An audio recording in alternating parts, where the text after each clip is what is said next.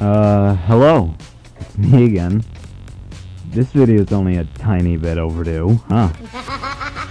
Only a very small amount. Okay, I have school tomorrow, and I'd like to get this video out before tomorrow, so I'm just gonna say I'm sorry for how long it took to get this out, but I'm not gonna say second all the apologetic shit. I'm just gonna get right up. I'm only going to be going over Season 1 of Chapter 3, because Season 2, it was decent. I mean, it's alright, like... And I can sum it up pretty quickly like that. In Season 3, with it almost being over, it was fine. I can really summarize my opinions on those seasons with just one word. And it's unfortunate, but oh well, I guess. Luckily, Season 1 was already eventful enough, and on its own, I think it's good enough to talk about. I'm going to be taking every aspect I can think of into perspective, which is anything cosmetic-wise, gameplay-wise, lore-wise, anything you can really think of. I'd like to be able to get my most critical view on the season out of the way first, and that was the loot pool that we got. When the chapter began, we got a new loot pool with entirely new weapons, and all the old weapons getting removed. The new weapons we got were the Ranger Assault Rifle, the MK7 Rifle, the Striker Pump Shotgun, the Auto Shotgun, the Stinger SMG, the Sidearm Pistol, and the Hunter Bolt Action Sniper Rifle. And while bandages and medkits stuck around, we also got new Med Spray and Guzzle Juice. Aside from that, we also got the Spider-Man gloves, but I'm going to be going over those at the end of this segment. Now, with all the weapons, I have two major issues, and the first one kind of plays into the second one. My first major problem with the loot pool is just how small it was. Like I had just said, you could only use 7 weapons at the beginning of the season. That really wasn't good. That lack of variety in a loot pool directly played into the second problem here too, and that's how one weapon in its category completely overshadowed the other one. The main culprit of this is without a doubt the Ranger Assault Rifle against the MK7. Sure, the Ranger was pretty nice, and I'd argue that it was still a good weapon back then, but nobody wanted to use it when the MK7 had so much better aspects. It had a higher rate of fire, so you'd get a much better DPS, and most crucially is its first-person ADS. That ADS alone, I'd say, is pretty much what dug the grave for the Ranger Assault Rifle. Nobody used the Ranger Assault Rifle willingly, and the MK7 just completely overshadowed it. Something very identical can be found with the Stinger SMG against the Sidearm Pistol. Nobody used the pistol, and everybody used the SMG. The SMG was really fucking atrocious, and I'm just gonna say, I'm glad it was nerfed. But my point is, the Stinger SMG completely overshadowed the pistol, just like the MK7, the Ranger. And I get it, it seems like pretty common sense that people are going to be using the automatic SMG versus a semi-automatic pistol, but still, the pistol was a very reliable weapon, and it just hurts to see how much the Stinger SMG completely overshadowed that.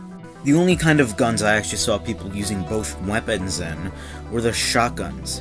People were able to choose whether they liked the Striker Pump, with more damage, but needing to be more precise, or the Auto Shotgun, where you're a little less precise, and you get a little bit more rate of fire, but just a little drop off of damage.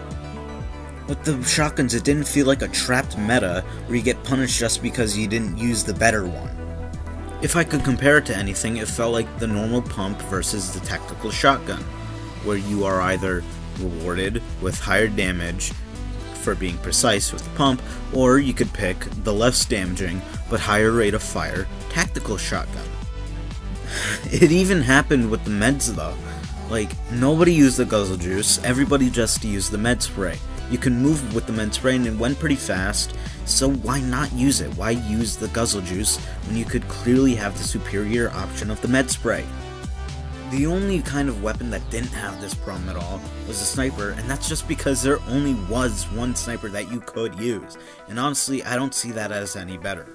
I really wish that Epic had given us more weapons to use during the loot pool of Season 1, because with that, more weapons would have been able to shine for their different aspects, and they wouldn't just completely be shit on by one other gun. There are also the Spider-Man gloves, like I said before, and they were fine. I mean, they felt really cool to use, and they were really great for movement around the map. But for the most part, I felt like they were just abused by people who just wanted to try and get shitty plays in. Like, it was either they dropped in on people already fighting, or they just used them to escape fights they couldn't take. Overall, I'm happy with most of the weapons that we had. They were good weapons, but working together as a loot pool, it didn't feel good. I really hated the whole trapped feeling where you pretty much had to use the meta weapons, and if you didn't, well, you just weren't gonna go. I really believe Epic could have handled this a lot better by just giving us more variety and having more guns during that season. And it really doesn't help that the only SMG that we got during the season was just vaulted right away when Season 2 began.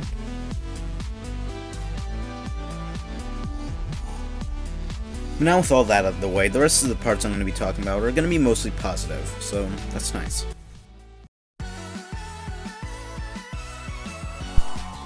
Next I'm going to go over the map, and I'm just going to get it right off the bat. I'm really happy with how it turned out. I think Epic did a great job listening to how people wanted both a winter biome with mountainy ranges and a desert biome at the same time. The only bad thing I can say about it is a joke, which is RIP Pleasant. After so long, it actually got removed from the map. I didn't expect to see that ever happen. But it was a worthy sacrifice. I'm really liking all the new POIs that we got and what they've turned into now. This isn't exactly a problem with the map, just a little I guess, but something else I do wish is that the tall grass that was around the Daily Bugle, one, it was just a bit taller, so it concealed you a bit better. It didn't feel like it really did a good job at doing what it was meant to do, and that it was around more places on the map. Aside from that, I'd say my favorite new POI from Season 1 would be the Daily Bugle. I really liked the singular big building, and then how all the little extra spots worked really well for like cover and different movement things. I just really liked it a lot. Overall, I'd say the Chapter 3 map is like my favorite map so far out of Fortnite. It works really well, and while I can't really describe it all too much, this is a pretty short segment, but it just works out really well to me. And I'm really glad that Epic listened to the community and worked on the map really well. The new chapter also came with some new mechanics. The coolest one, I'd say, was sliding. Sprinting added a whole new fucking level of movement to this game, and I think it was really needed for the game. While mantling wouldn't be added later, which also needed to be in the game, but I could excuse that for a single season, the whole sprinting and sliding worked out just fine in Season 1. It really helped with getting into the circle when you really need it, and it just felt way better to traverse the big map. There was also the falling trees, which... why? I'm sorry, but why? They weren't useful. They really didn't serve any purpose. I'm sorry, but they didn't. There were also the tents too.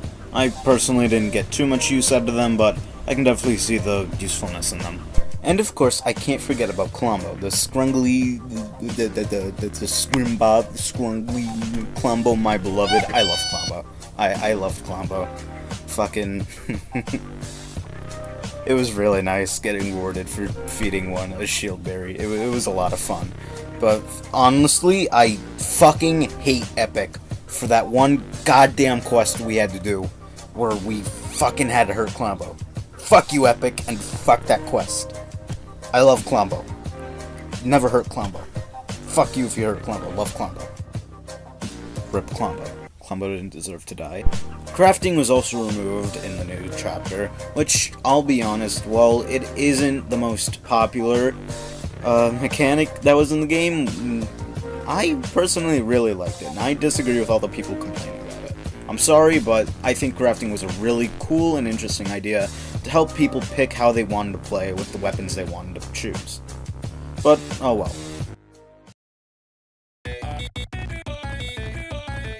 Cosmetics this season were really good. Like, really good.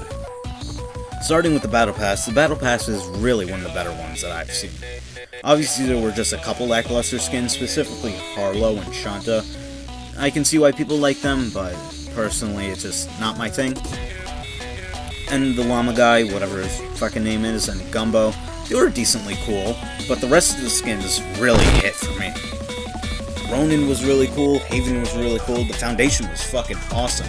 And we got fucking Spider-Man, finally, after how long of asking. Speaking about Spider-Man, this was the season. We got 2 Tom Holland skins. Man, I don't want to talk yo bitch. And a Dwayne The Rock Johnson skin. Like, how fucking is that, dude? Aside from the celebrities, and back to the Battle Pass, the bonus pages were really cool too. Luckily for once, those little, like, color variants, like, I don't fucking know how to describe it. The fucking blue, red, and yellow stuff at the end of the bonus pages actually worked pretty well for once. But the first 2 pages had really cool stuff, especially the Spider-Man variants. And while I know I said he was part of the Battle Pass, technically not, he was the secret skin, but the Foundation was definitely my favorite. Oh man, thank God it's only Season 1, so I don't sound like I'm fucking schizoranting, dude. Look, the Fortnite lore is cool to me. I'm only a little interested in it, okay? Thanks. So when it comes to Season 1, not a lot happens with the lore. It picks up right after the end event in Chapter 2, how fitting of a name, after you've defeated the Cube Queen.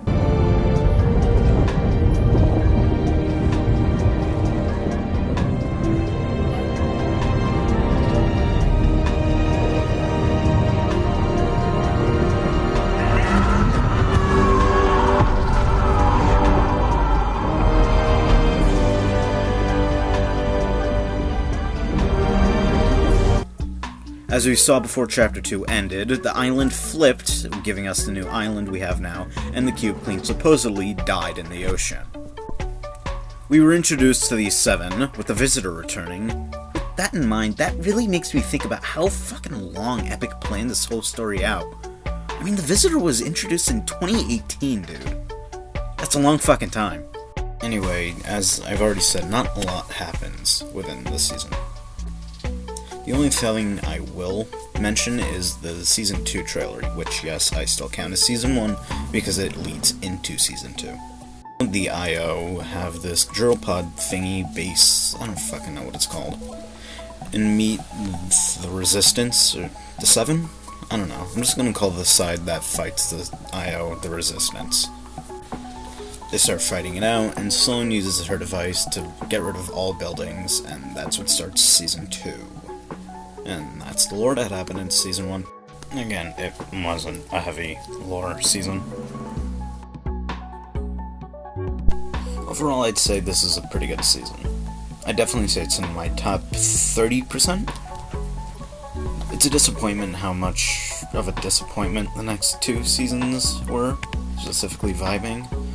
But hopefully Season 4, which is right around the corner, will be better than the past 2. And that's all for the season, and this video. I thank you all a lot for watching, and I hope to see anyone who is still around and watching my videos, and watching this one, in the next one, whenever I make one. Thank you for bearing with me, and I'll see you next time.